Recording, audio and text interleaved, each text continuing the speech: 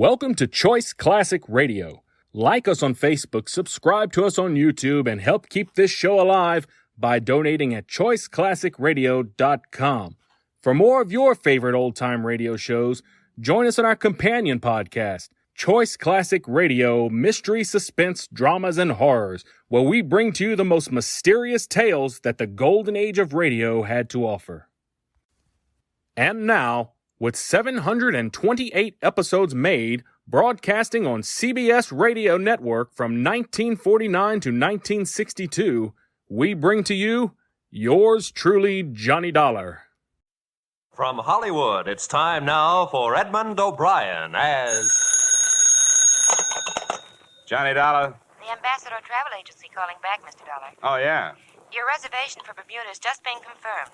Pan American, flight number 134. You'll leave LaGuardia at 10:30 a.m., arrive at Kindley Field, Bermuda, 2:30 p.m. Got it? We'll send the tickets right over. It's been a pleasure to serve you, sir, and I hope you have an enjoyable stay in Bermuda. Is it a vacation? Well, hardly. I'm going down there to look up a dead man.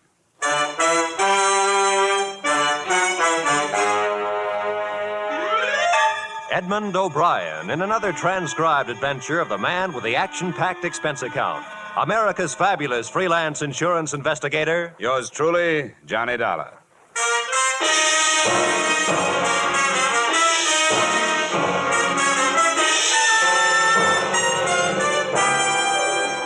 Expense account submitted by Special Investigator Johnny Dollar to Tri-State Life Insurance Company. Attention, Leland Scarf, Chief Adjuster. The following is an accounting of my expenditures during investigation of the Earl Chadwick matter. Expense account item 1, $1.80, cab fare to your Hartford office. The man has been seen alive, Dollar. I never was satisfied that he was dead. His boat, a small cruiser, was found wrecked, you know, but never a body. How long ago was that? A little over 4 years ago, 1945. He was declared dead in 1947 in appellate court, and we were forced to meet the claim of his widow. Or his wife and accomplice, as it might seem now. Go ahead. Here's the lady that saw and spoke to him. Mrs. Marshall, this is Mr. Dollar. How do you do? Mrs. Marshall? Now, I want you to tell Mr. Dollar what you told me, Mrs. Marshall, if you will. Well, my husband and I had been in Bermuda for 3 days. Mrs. Marshall, explain that you knew Earl Chadwick before. Oh, yes, we knew him. Not too well, thank heaven, but well enough to be pointed out as friends of that embezzler. You know how people are. Embezzler, Mrs. Marshall? Oh, yes, there was attendant theft. He worked at the Monticello Loan Company in New York City. $30,000 disappeared at the same time he did. Police theory was that he wrecked his boat while attempting to leave with the money. Now, Mrs. Marshall, how you happened to see him? We'd been there 3 days, and that night we went to this nightclub in Hamilton, slumming, so to speak. It's called the Port of Castile on the waterfront. It had been a number of years, mind you, and Chadwick was much thinner, but I recognized him. He was seated with some sailors, and I said, "Jerome, doesn't that look like Earl Chadwick?" And then you spoke to him. What else could I do? I was dying of curiosity. When he got up to leave, I met him and said, "Aren't you Earl Chadwick?" He denied it, of course, but being that close, I'm positive that it was. What did he say? Did he give you a name? No, but I found out. I felt I was quite within my rights in asking a few questions. The name he's using is George Brewster. Well, Dollar? What about Chadwick's wife? What happened to her? She remarried one of his business associates, Harold Anderson. Yeah. I had the girls draw up a complete record on the case. Photographs, police reports, everything you'll need. The wife's address is there in Queens, I think. All right, Mr. Scarf. I'll do what I can.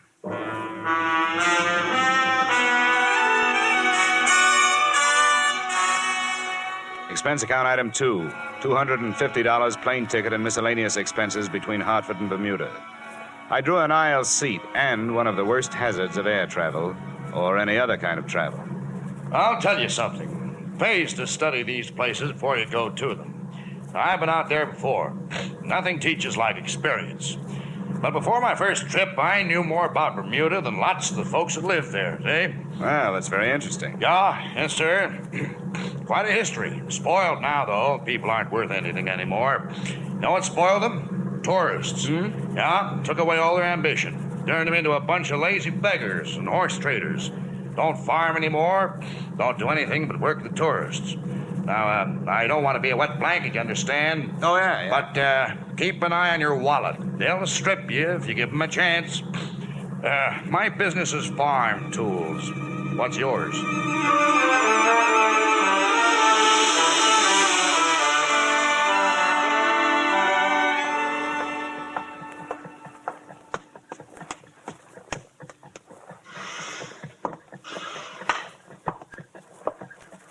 Yes, sir. My name is Dollar. Here's my credentials. I'd like to see the chief constable. Yes, sir. Yes? Mr. Dollar to see you, sir, an insurance investigator from the States. Yes, of course. Send him in. Right, sir. That door, Mr. Dollar. Thank you. Pleasure, Mr. Dollar. Your company cabled that you were coming. Sit down. Thank you. Well, now, you're here to look into the affairs of one George Brewster. What's he been up to? I'm not sure he's been up to anything yet. According to a witness, he answers the description of a man who disappeared from New York a few years ago with $30,000. He was declared dead, and the company that hired me paid off an $80,000 insurance claim to his wife. I see. Quite a valuable chap. Yeah, if he is the chap. What about this Brewster? Do you people know him? We acquainted ourselves with him after the cable arrived. Nothing against him. Lives a rather rum life. Doesn't seem to have much. Are his papers in order? Passport? Visas? I trust that he wouldn't be here if they were not. Like any other paradise, Mr. Dollar, Bermuda is forced to accept the existence of a certain percentage of misplaced or lost persons on its outskirts. That's what they are. They? Here's the address. Thank you. At the lower end of King George Road. Do you wish transportation? No, don't bother. The walk will do me good.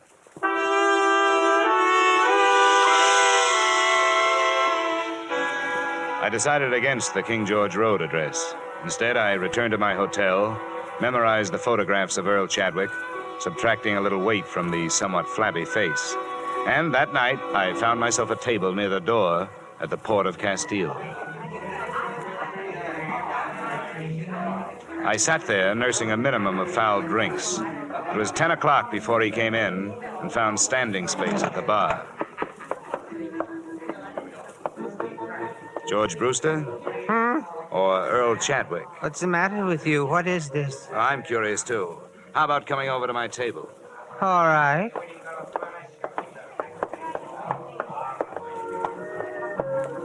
You act like a cop. Just 50% cop, no badge. I'm working for Tri-State Life Insurance Company. What does that mean? They insured a man and paid off to his wife. Now they are unsure he's dead.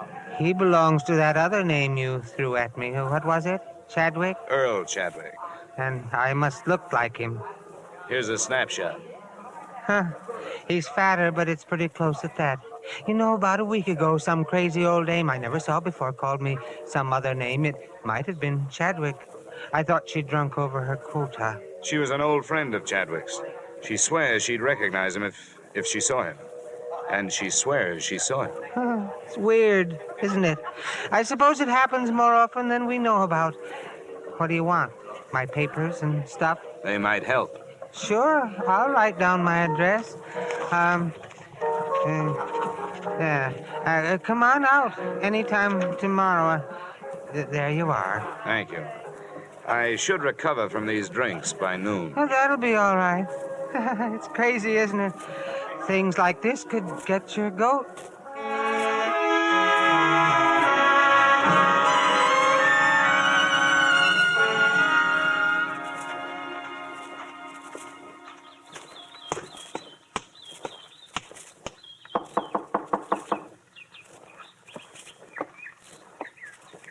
You the guy George was talking about last night? Probably. I'm Johnny Dollar. Is George here? No, he had to leave. He said you could come in. He said you could look at this stuff. Here's his passport and cards and things. How long have you known him? 2 years last month. You know where he came from? Never asked me where I came from. This guy, he looks like. He had a wife? Yeah. I want to take some of his personal things into town to check his prints against this passport. Shaving brush if he uses one, tubes, jars, anything. You think he's the guy? I'll have to find out. Never mind.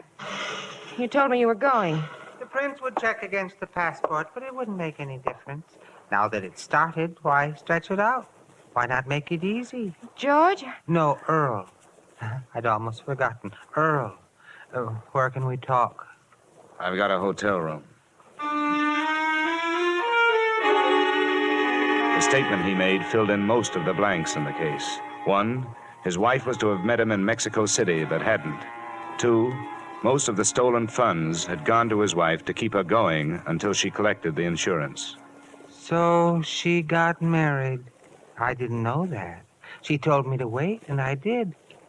Grace married. We can leave for the States Grace anytime and you're ready. Harold. Huh? Oh, I can be ready anytime you say. All I have to do is pack a few things and say goodbye to Fran.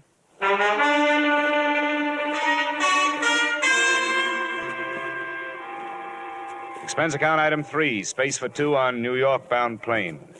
Chadwick was a hard man to figure out, but one thing I did realize. Now that he'd started, he was almost happy to be going back to the people he'd left.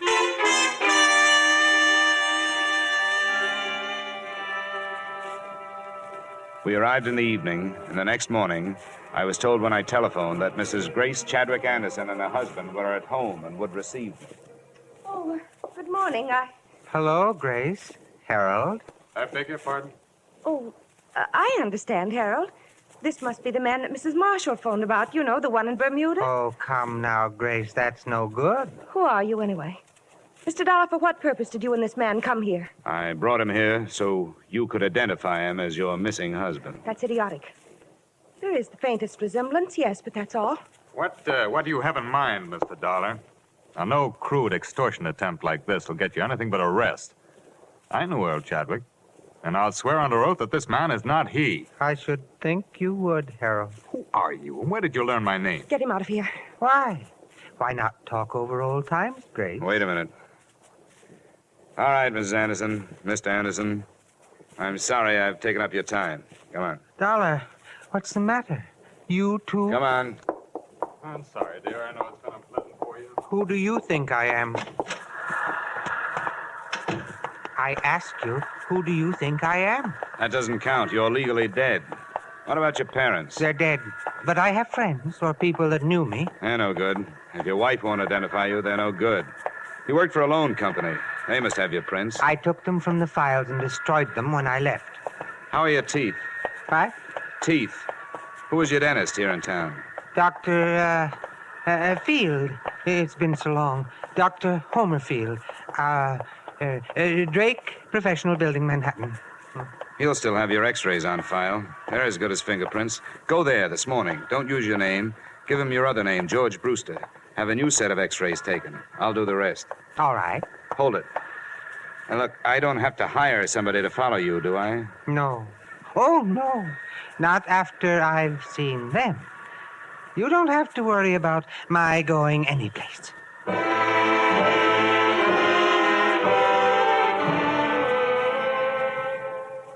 Expense account item 4, $25 services of a private detective. Assignment, tailing Earl Chadwick and/or George Brewster. At 1 o'clock, he had left the dentist's office and gone to his hotel room. At 3, he was still there. And at 4:30, I arrived in the office of Dr. Homer Field. Brewster? Oh, yes. His x-rays have come through. They're on the clamps. Don't touch them, please. What is your interest? Police identification. Oh, yes. Well, always happy to cooperate. Thank you. Now, how about digging in your files for the x-rays on a patient named Chadwick? Earl Chadwick. Yes, I'd be glad to. Let's see. Chadwick. Earl M. Chadwick, is that your man? That's the name. Ah, well, 1945. Ooh, he should have been in for hygiene.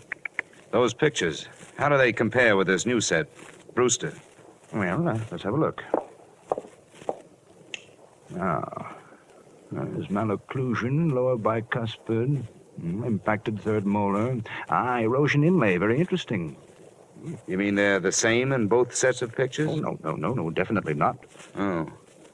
But a man's mouth could change since 1945, couldn't it? Yes, it could, especially with neglect, but that would never cause a man to grow new teeth. Now, you see here, Brewster has one more incisor than Chadwick. The whole character of the mouth is different, I see. Here. Yeah. I see. It's different, all right. Definitely. Why, these two men would not look even faintly alike.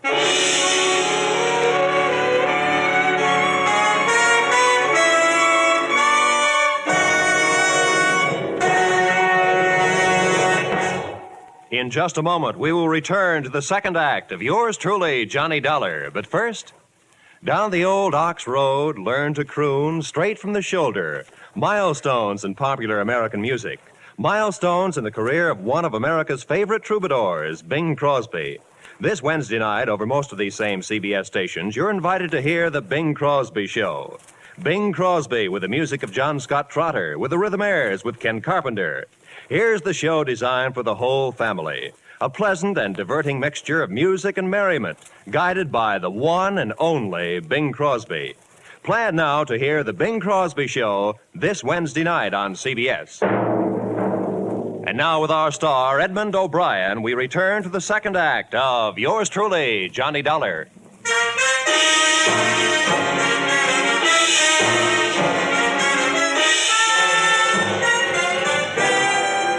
Look, Dr. Field, these x-rays labeled Earl Chadwick. Could they be misfiled? Could they be under the wrong name? Misfiled? No, definitely not. My assistant has been with me for 10 years. Never made a mistake yet. Oh. Well, then could anyone else have gotten in here and planted a different set under that name? But why? I would realize the difference the moment I looked into the mouth. That erosion inlay alone. Yeah, I know. Look, your office. Has it been broken into? Yeah, a long time ago, for narcotics. How long ago? 6, 7 years ago, during the war. But not since then. I've missed nothing. The janitor, the nightman, does he have a key? No. It's cleaned in the evening, just before I leave. Robbery is out of the question. Just what is your problem, Mr. Dollar?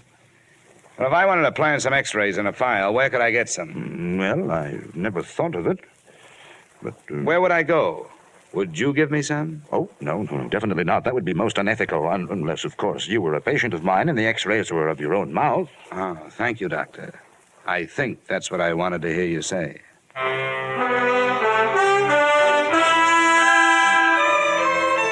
Before dark, I made 2 more stops, searching for something to help me prove that Earl Chadwick was alive, if he was. The Hall of Records had nothing but a couple of certificates on him. One recorded his birth, the other recorded his death. I checked the wanted file at police headquarters. They had checked him out in 47 when the court had pronounced him dead. On my way out of there, I made 2 phone calls. The second was to the detective I'd hired. Yeah? Landro, what are you doing in your office? Did you lose him or get tired? He was on to me, Dollar. He got into the crowds at Macy's. I put the houseman at his hotel on it. He's watching his door. I just phoned his room. He's not there. What's he been up to? He left the hotel at 318 and took a cab over to 3rd Avenue. What address? A pawn shop, Johnny. He bought a gun. Nice going, Landro. If you decide to change over to stopping traffic at school crossings, use me as a reference.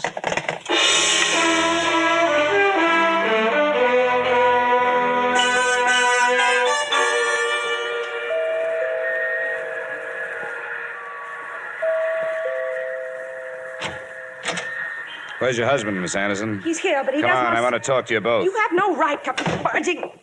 Where is he? What is it, Grace? Oh, it's you again. That's He right. forced his way into the house. Make him get out, Harold. I will if I have to. Now, look here. I don't know what that imposter has told you, and I don't care. If you choose to believe his lies, that's your business. And a sorry business it is. But I will not allow my wife and my home to be upset by his schemes any longer. Are you through? No, not quite. It's obvious to us, if it's not to you, that this man learned of the unexplained details surrounding Earl's death and is attempting to use this vague resemblance to his advantage. Now, extortionists land in prison, Mr. Dollar. And the only reason I haven't turned to the police before this is that we want to escape the notoriety of having past tragedies lived again. He bought a gun this afternoon. That makes him look like the double-crossed husband, doesn't it? The man's a maniac. I'm going to ask for police protection. Where is he? Who? This man.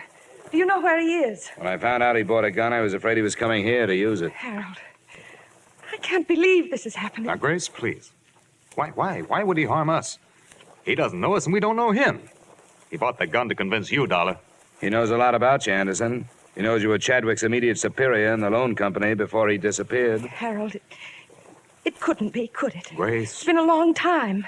Maybe some disease could change a person that much. But he would have contacted Grace. me. Earl is dead.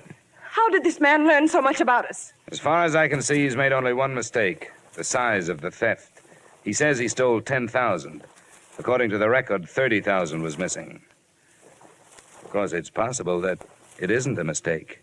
That somebody in the firm who knew what his plan was picked up the odd 20,000 and put it on Chadwick's account. Mr. Dollar, I have one thing to say to you before you leave. Earl Chadwick is dead. You're so right. And that's what troubles me. A legally dead man running around loose with a gun makes an interesting situation. Did you ever think of that? Who would the police look for? I'm going to my hotel in case you want to phone in your answer.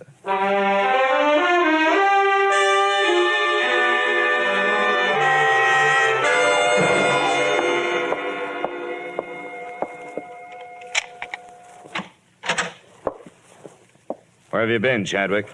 Right here. The maid let me in. What's the idea? I was scared somebody was following me. I got the feeling they hired somebody to get rid of me. No. Why not? I haven't thought of that yet. Give me the gun. I need it. Come on, where is it? Never mind. Get away from me. Come on, where are you carrying it? Hey, you... How did you know I had it?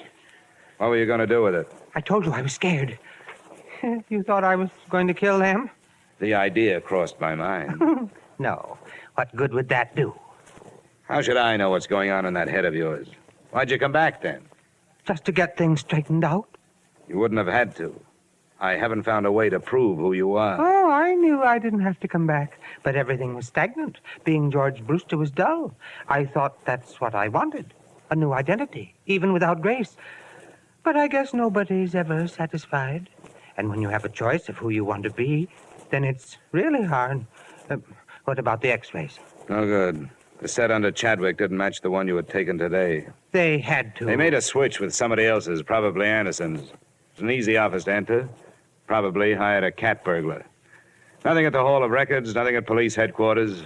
You're dead. What did the police say? I didn't talk to them. Why should I? The case is closed. You're dead. Lazarus, come forth. And he that was dead came forth, bound hand and foot with grave clothes, and his face was bound about with a napkin. Yeah? Landro, Johnny. Oh, yeah. Sorry I blew up. Forget it. I lost him, didn't I? How is it? Oh, it's a mess. I'm not getting any place. The only proof I can find is proof that he's dead. Maybe he should stay there. Yeah, I'm getting ideas myself. What about his draft board? They take prints. Police checked in 47. They're lost. Look, I'm going to have to dummy up something. I don't want you to violate any trade secrets, but do you know a good forger? That depends. It'll be practically legal. All I need is a driver's license. I think that can be managed, Johnny. When? Tonight. It'll cost. Well, I'm working for a wealthy company. Oh, there's more, too, Landro. How about meeting us in your office in 45 minutes? Sure, Johnny. Bring a bottle. Expense account item 5, $500, one bogus 1947 driver's license complete with Chadwick's thumbprint. By 10 p.m., we were back in Landro's office. Johnny, how desperate is this Anderson? Desperate enough to welcome a nice, fast deal. Don't quote a price unless you have to. Just get him down here. Why anybody goes through all this to make prison? Prison? Come on, Landro, get on the phone. There's the number. You're my client.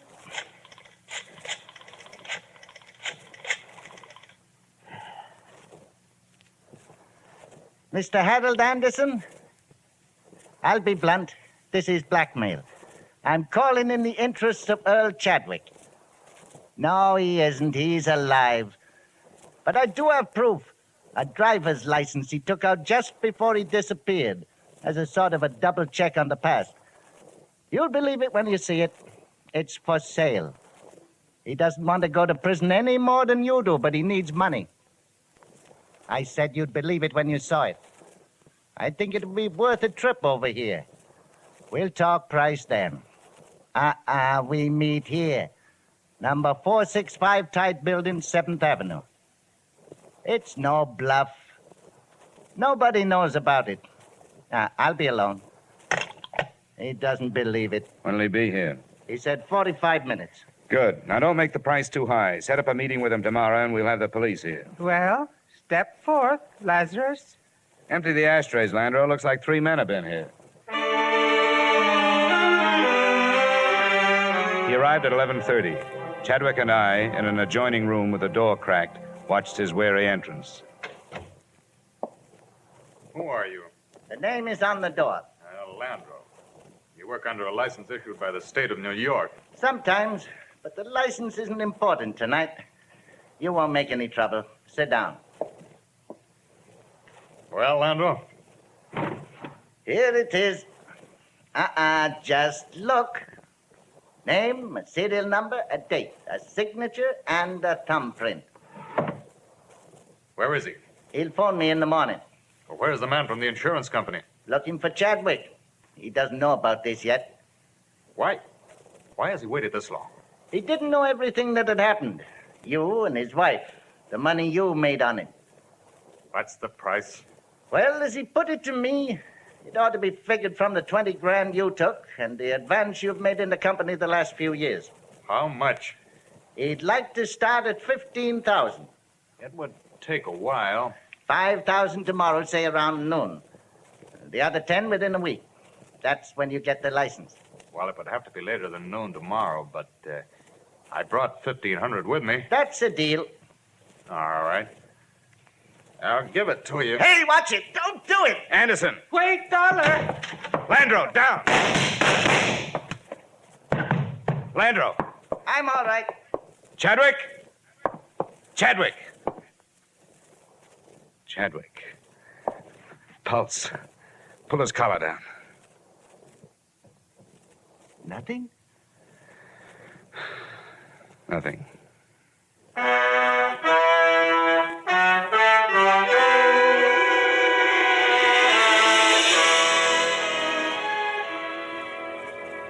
I don't know what your company can do about it now. Both Mr. and Mrs. Anderson gave statements to the police that same night, confessing their contribution to the original crime. You'll have a hard time prying Harold Anderson loose from the clutches of the state, which is working on a murder indictment for him. About the wife, Grace, I don't know. If she's not found guilty as an accessory, I'd be happy to appear as a witness if she's brought to trial on fraud charges. As for my part in it, I'm not proud of myself, but I was hired to find a dead man, and I finally found one, just before he lived. Expense account total, $1,575.30. Yours truly, Johnny Dollar.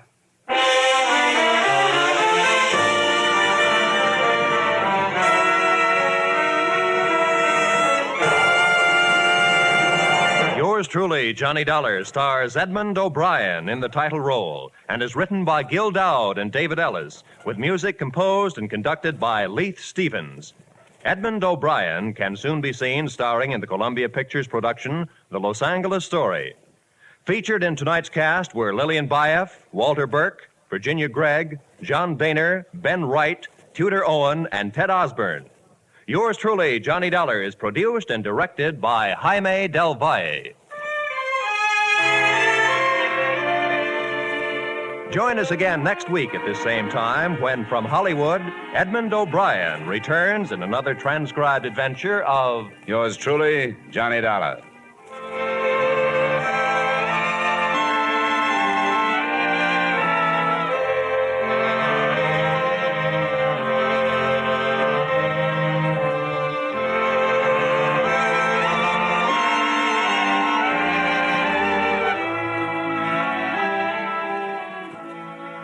Every Wednesday night, CBS brings you Groucho Marx with his brilliant quiz, You Bet Your Life.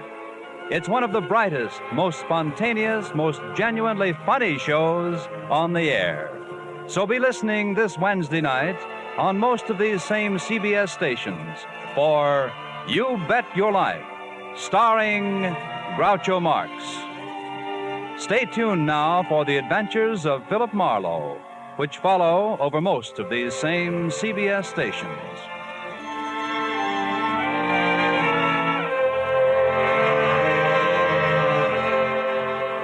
This is CBS, the Columbia Broadcasting System.